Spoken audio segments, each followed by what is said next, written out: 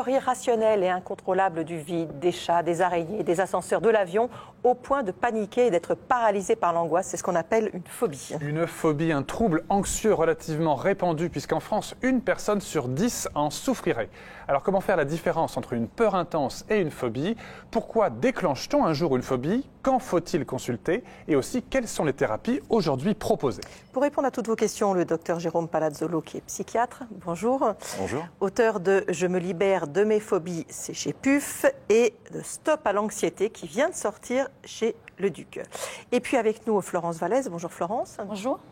Alors, vous faites du vélo avec grand plaisir, vous faisiez depuis 2014, et en octobre 2016, accident grave. Oui, voilà.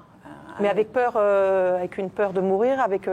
Oui, avec une peur de mourir, oui, effectivement, et pour moi et pour ma famille, pour mes enfants. Et après, impossible de pouvoir remonter sur le vélo, même de le voir ou d'en parler, pour moi, c'était impossible. Et vraiment... Et voilà. Et vous ressentiez quoi quand vous voyez un vélo J'étais un peu sur mes gardes, je tremblais, j'avais peur. Ce qu'il y a, c'est que l'accident, il n'était pas brutal, vous êtes renversé, c'est que c'était un camion qui reculait et qui vous écrasait au fur et à mesure. Oui. Donc vous avez eu le temps, si je peux dire, d'être traumatisé. Oui. Oui, pour moi, oui, c'est un traumatisme. Mais sur le moment, je ne l'ai pas vécu comme un traumatisme. C'est après, quand je revoyais le vélo ou quand je circulais dans la rue, c'était pas possible. J'avais peur des vélos et moi, je ne pouvais pas remonter sur mon vélo. En dehors du fait que mon corps ne pouvait pas, mais ma tête, c'était pas possible. Et votre vélo, il était où? Des fois, on l'avait ramené chez vous? Oui, on l'a ramené chez moi. Ma fille l'avait installé dans le salon pour que je puisse le voir et peut-être passer ce moment où j'aurais eu envie de le voir. Mais non, j'y arrivais pas. Donc des fois, il me servait de porte-manteau. Et puis un jour, on l'a mis à la cave. Et puis voilà. Et voilà, on va voir comment vous êtes soignée. On va en parler. Oui. Anne demande si la phobie est pareille à l'angoisse. Pas tout à fait. En fait, l'angoisse, c'est une émotion normale. On est tous angoissés, et heureusement, parce que c'est ce qui nous permet de nous préserver de problématiques X ou Y. Par contre, la phobie, on commence à entrer dans une dynamique de pathologie. C'est-à-dire que dans ce cas-là, ça va commencer à grignoter notre espace de liberté. Lorsque je vais éviter d'aller quelque part parce que j'ai une peur panique, rien qu'en la perspective d'imaginer cette situation, là je suis dans le cadre d'une phobie. Maintenant, si je croise une mygale qui court sur la table, le fait que j'ai peur, ça ne veut pas nécessairement dire que je souffre de phobie. Eh ben, ça tombe bien, on va sortir une mygale. Donc vous venez de répondre à la question que Nanou se posait, savoir si la phobie est une maladie. Pour vous, le simple fait de dire le mot vélo déclenchait une crise de larmes ou une angoisse? Oui, vraiment, j'avais les larmes aux yeux et ça m'angoissait. Et on ne pouvait pas m'en parler. Et est-ce qu'avant de vous faire soigner, on verra après comment, vous avez essayé de remonter sur un vélo ou pas? Oui, mais c'était pas possible. Dans mon salon, j'y arrivais même pas. Je le supportais pas en fait. C'était. Quand vous regardez, vous revoyez l'accident, vous voyez la peur que vous avez eue. Qu'est-ce qui remontait? Non, c'était lui. On formait un duo et puis d'un seul coup, il m'avait lâché. Oui, il m'a lâché. Ce côté fusionnel, pour le coup, entre madame et son vélo, c'est un processus normal ou c'est dans l'excès? Alors, c'est dans l'excès, sachant que par rapport... Pas, hein. Non, du tout. Mais par rapport à ce que vous évoquez, je pense que ce que vous décrivez se rapproche plus en fait de ce qu'on appelle un état de stress post-traumatique que d'une réelle phobie. Parce qu'une phobie n'est pas nécessairement associée à un trauma. Il y a des personnes qui peuvent être phobiques par comportement d'apprentissage. Prenons un exemple. Si, quand j'ai 3 ans, j'ai mes parents, chaque fois qu'il y a un coup de tonnerre, ils se mettent sous le lit et ils se mettent à hurler, je vais apprendre le fait que peut-être le tonnerre peut être difficile et je vais avoir une phobie des orages. Mais je n'aurai pas nécessairement eu un traumatisme comme vous avez pu avoir. Et ce que madame décrit, c'est peut-être plus un phénomène de réviviscence par rapport à ce qu'elle a vécu dans la situation. Olivier demande si avoir davantage confiance en soi, ça peut aider à vaincre la phobie. Oui et non. C'est-à-dire que quelque part, c'est peut-être l'objectif du thérapeute. C'est-à-dire que l'objectif pour nous, c'est d'amener la personne à avoir confiance en elle, mais pas une confiance aveugle. Parce que le problème, c'est que si la personne s'affronte aux situations en disant « j'ai confiance en moi, mais à chaque fois j'y vais, mais qu'elle est soumise à un échec », le problème, c'est que c'est quelque chose qui peut développer la phobie. Donc l'objectif pour nous, c'est de donner la capacité à la personne de retrouver confiance, mais de pouvoir s'affronter de manière progressive. On pourra y revenir un petit peu plus tard. Marina, il y a une question pour vous. Bien sûr. Clara, qui a la phobie des pénis, elle demande à quoi ça peut être dû et elle précise qu'elle n'a jamais subi d'agression ou de viol. Alors, c'est une phobie qui est assez répandue, cette phobie des pénis. Et en général, pour préciser, c'est la phobie des pénis en érection en général. Alors, il y a différentes explications. Il y a des psychanalystes qui auront peut-être une explication plus, on va dire, liée à l'histoire de la personne, liée à l'histoire avec les parents, etc. Maintenant, ça peut être aussi une peur de l'agression, tout simplement. Sans avoir été agressé avant. Sans avoir été agressé avant. Et parfois même, ce sont des personnes qui vont consulter parce qu'elles n'ont pas d'acte sexuel.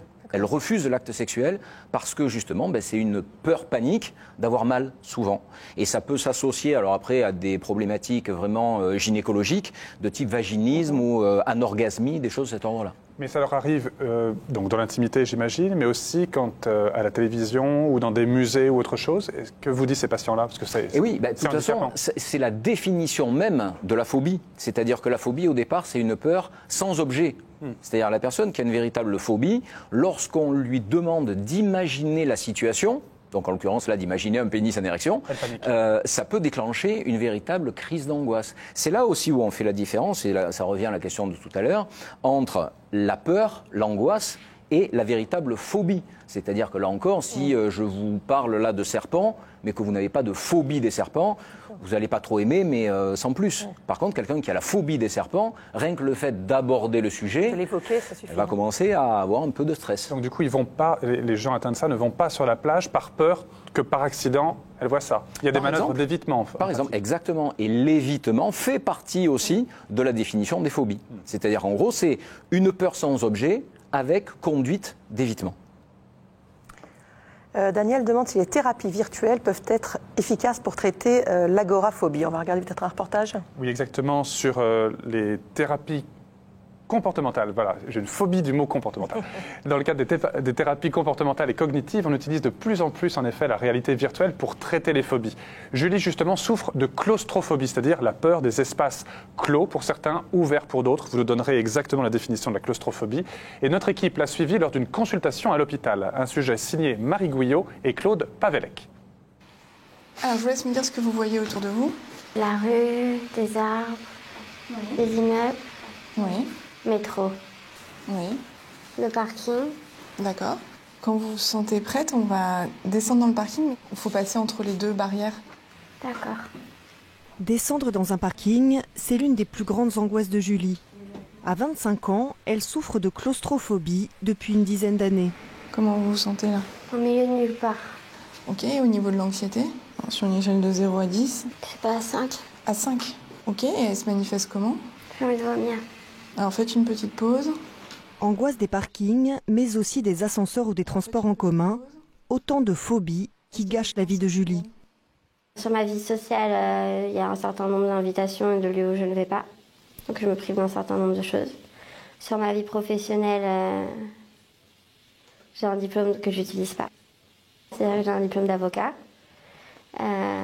Mais c'est compliqué d'être avocat quand vous ne pouvez pas aller visiter un client en prison, quand vous ne pouvez pas prendre l'ascenseur qui monte au 21e étage. Et personnellement, par exemple, je ne suis pas partie en vacances depuis 10 ans. Au travers de la réalité virtuelle, la psychiatre encourage Julie à s'exposer à l'objet de sa phobie, à mesurer son anxiété et grâce à des exercices de respiration, à calmer son angoisse. Allez, inspirez, inspirez. Inspirez, soufflez. Est-ce que l'anxiété commence à diminuer ou pas? Oui. Oui. Parfait. Allez, allez-y, continuez. Les exercices de réalité virtuelle consistent entre autres à se confronter de manière progressive à l'objet de sa peur jusqu'à ce qu'on n'ait plus peur. Donc c'est le fameux phénomène d'habituation ou d'extinction de la réponse de peur. Et donc au lieu de le faire en vrai ou en imagination comme c'est traditionnellement proposé, on propose de le faire en réalité virtuelle. Et ce que montre la littérature scientifique, c'est que c'est aussi efficace de se confronter en vrai qu'en réalité virtuelle. La psychiatre pousse l'exercice un peu plus loin, en conduisant Julie dans les recoins les plus sombres du parking. Oui. C'est quoi les sensations physiques que vous avez là? J'ai une boule dans la gorge, j'ai envie de vomir, j'ai des sensations tout là autour diffuses comme ça. J'ai envie de reculer, physiquement j'ai envie de reculer. Et là je lutte pour rester comme ça. Qu'est-ce que vous pourriez avoir comme problème? Je pourrais pas retrouver la sortie. pas rester enfermée dedans. Ok.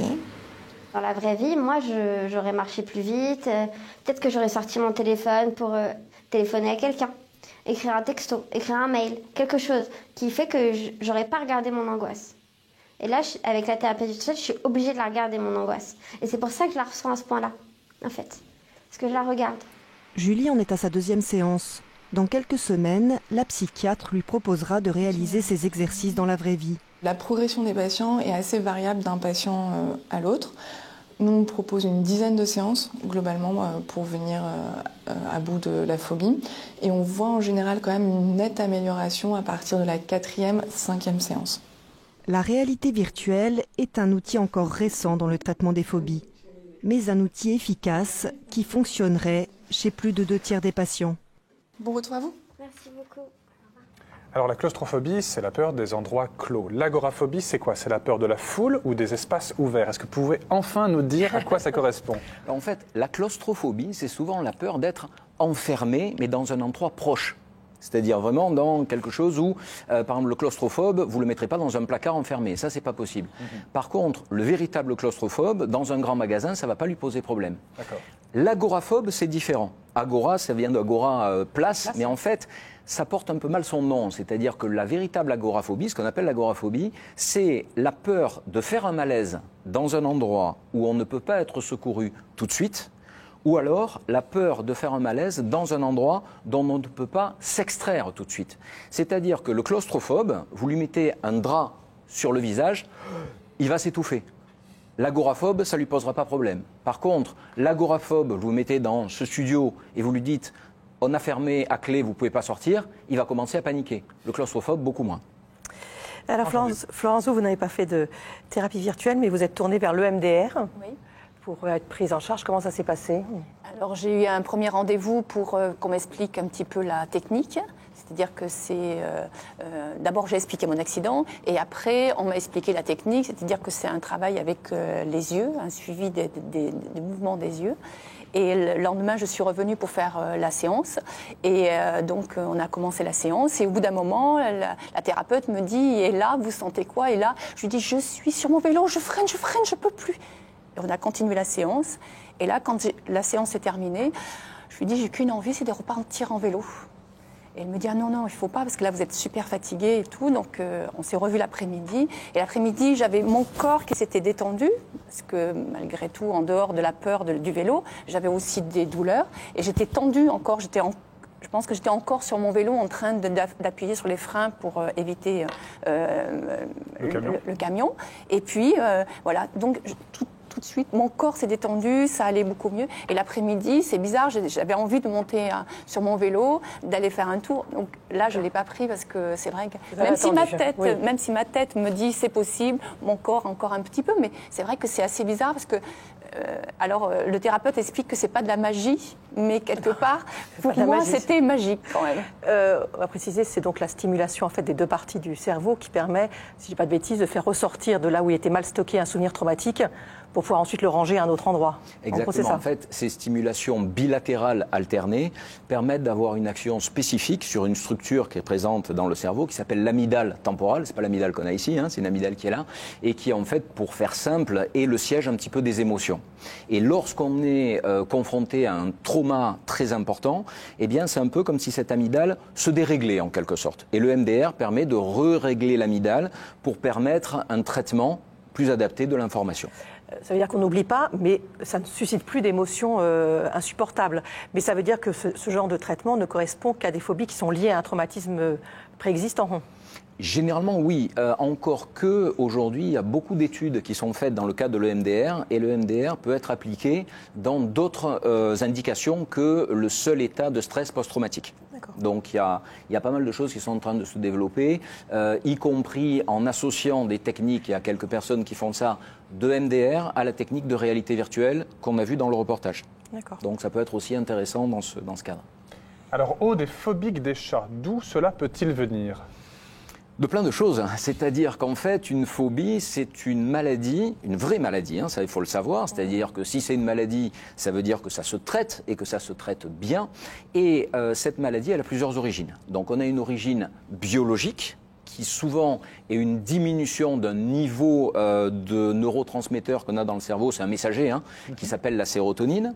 Il y a une origine psychologique, où il peut y avoir effectivement un traumatisme qu'on a vécu, quelque chose qui a été difficile, voire, comme on disait, un apprentissage désadapté. Et puis, il y a un aspect environnemental qui est lié au stress du quotidien. Et la personne qui souffre de phobie, donc je répète de pathologie, pas juste de peur, c'est quelqu'un qui se trouve à un moment donné à ce carrefour d'une fragilité biologique, psychologique et environnementale. Et tout l'art du thérapeute, c'est d'essayer de traiter ces 3 éléments, parce que si on n'en traite qu'un, ça ne marche pas.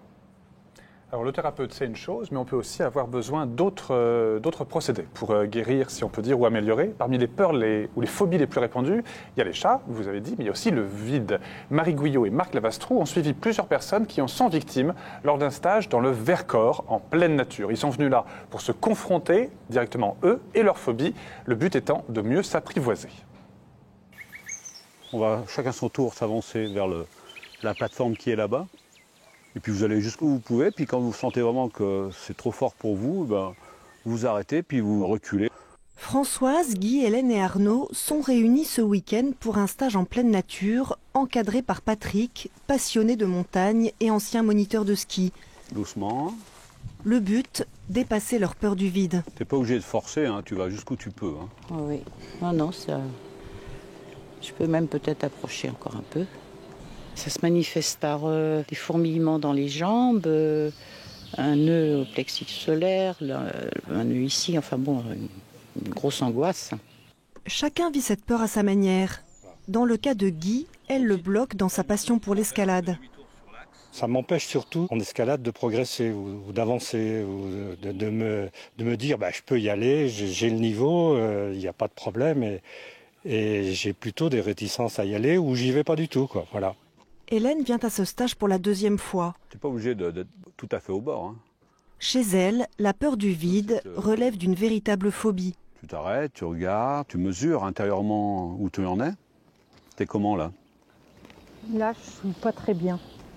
Au quotidien, je ne monte pas sur une échelle, sur un escabeau. Je suis relativement sédentaire, donc je ne prends plus l'avion. Les ponts me posent problème. Quelque part, avoir peur du vide, c'est normal. C'est un garde-fou naturel.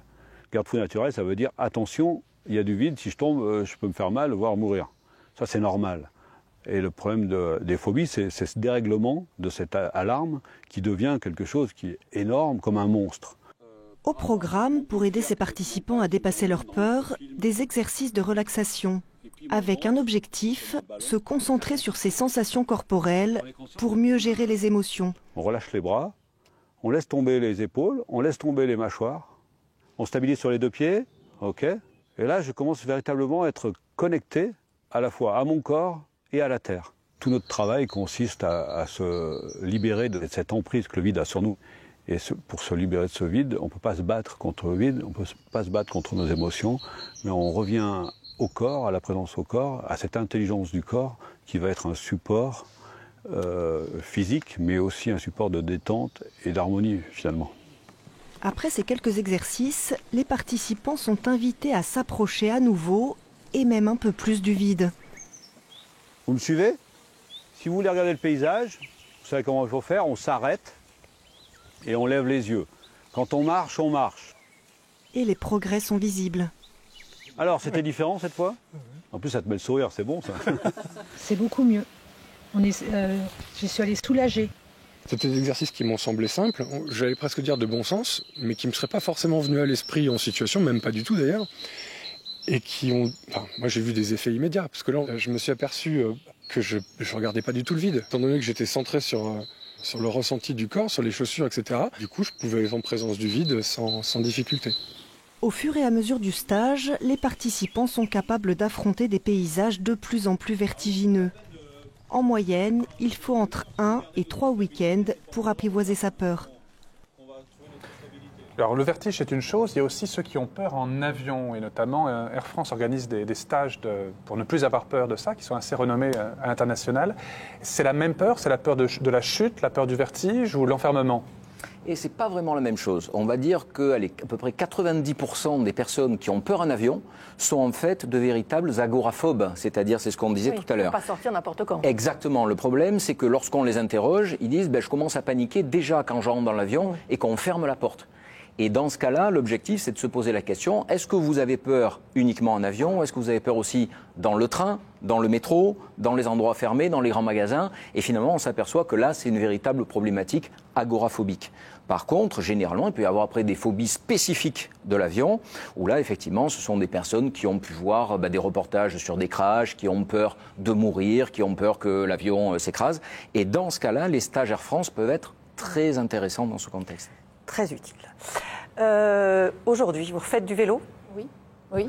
Tranquillement? Oui, oui. Alors, j'ai quelques douleurs de mon corps, mais après, pour la tête, tout va bien.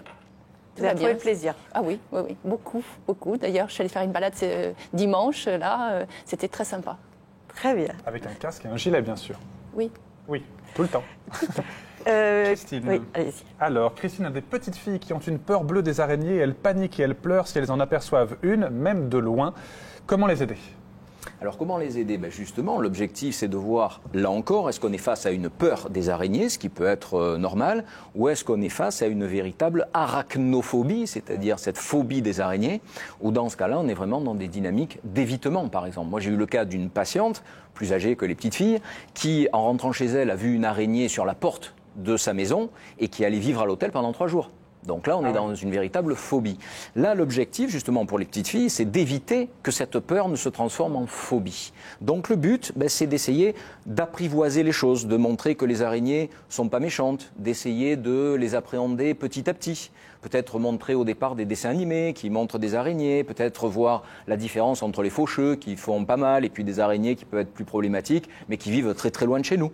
Voilà, le but c'est ça, c'est finalement de désacraliser un petit peu les choses et d'essayer surtout de ne pas dire « Ouh là là, regarde, l'araignée, elle est méchante, je l'écrase et va vite dans ta chambre ». Là, on développe une phobie. Rudy a la phobie des excréments humains. Il dit qu'aller aux toilettes, c'est très pénible pour lui. Est-ce que la psychothérapie peut être utile? Oui, toute phobie peut être traitée en psychothérapie. Alors après, il existe bien entendu plein de psychothérapies différentes. Maintenant, certaines thérapies ont été évaluées scientifiquement et les seules qui fonctionnent vraiment de manière scientifique dans le cadre des troubles phobiques, ce sont les thérapies comportementales et cognitives. Alors ça ne veut pas dire que les autres ne marchent pas, mais ça veut dire que les autres n'ont pas été évaluées scientifiquement. Et après, quelle que soit la phobie, ça peut être la phobie des excréments, ça peut être la phobie des vomissements. C'est assez fréquent, les métophobies. Très handicapant, il paraît. Exactement. En plus, là, au mois de septembre, avec tout ce qui est gastro, etc., vous imaginez la problématique d'évitement. Ce sont des personnes qui ne sortent plus de chez elles ou qui, dans le métro, se baladent toujours avec un gel nettoyant. Donc, l'objectif, c'est ça. C'est-à-dire que, quelle que soit la phobie, l'objectif, c'est d'amener la personne petit à petit à son rythme, avec un protocole spécifique. Comme on disait, c'est pas dire, voilà, c'est bon, t'es fort, vas-y, affronte-toi. C'est faire ça petit à petit. Et toute phobie peut se traiter dans ce contexte sans grosse difficulté. Alors on connaît bien ça depuis qu'un célèbre homme politique a bien parlé de cette expression, c'est la phobie administrative. Claire voudrait savoir si ça existe véritablement. Alors, ça existe véritablement. Maintenant, par rapport à l'homme politique, je ne sais pas, je ne l'ai pas vu. On parle pas de lui. Mais dans ce cadre-là, oui, on peut avoir une phobie de tout et n'importe quoi. Moi, j'ai des patientes qui ont des phobies de légumes. Alors, vous allez dire, elle peut s'en passer, sauf que cette brave dame habite juste devant le marché à Nice qui s'appelle le marché du Cours Saléa, et donc elle ne sort jamais. Quelqu'un qui a la phobie des pigeons, il ne sort pas de chez lui s'il vit en ville. Et quelque part, on peut avoir une phobie administrative. Alors là, pourquoi pas envisager un comportement d'évitement? C'est-à-dire que là où ça peut poser problème, c'est la personne qui va dire « Ah non, moi, j'ai pas rempli ma feuille d'impôt parce que j'ai une phobie administrative ». Dans ce cas-là, on peut avoir une conduite d'évitement et demander à son comptable qu'il le fasse pour soi. Mais ou son conjoint. On ne peut pas faire plus loin. Merci beaucoup à tous les deux. Je rappelle votre dernier livre, Stop à l'anxiété, qui vient de paraître chez Le Duc. Demain, on vous dira comment jardiner sans risque. Enfin, pas moi, parce que moi, je m'absente pendant 3 jours, mais je vous laisse Michel, donc vous ne perdez pas au change. Bon après-midi. À bientôt. Au revoir.